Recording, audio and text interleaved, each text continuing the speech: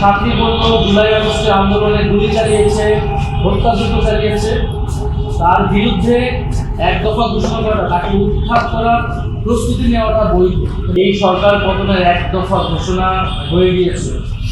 ফলে তখন থেকে আমাদের পক্ষে, আমার জনগণের পক্ষে, জনগণের কাছে শেখ হাসিনার সরকার বৈধ ছিল। আমরা নতুন সরকার গঠনের প্রস্তুতি নিচ্ছিলাম, কারণ এই সরকারকে আমরা রাজনৈতিকভাবে আমরা মেনে নিচ্ছিলাম না এবং আমরা উৎখাতের ঘোষণা দিয়েছি।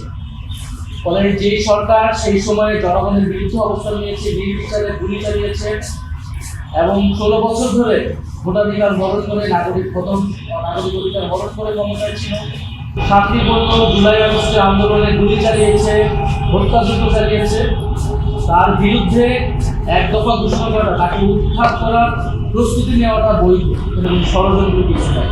জনগণের পক্ষ থেকে বৈধ ছিল। জনগণের অভ্যুত্থান হিসেবে জুলাই আগস্ট অভ্যুত্থান সংগঠিত হয়েছিল।